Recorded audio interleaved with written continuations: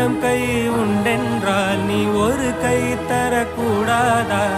ஈராயிரம் கண் கொண்டாய் உன் ஒரு கண் என்னை பாராதா?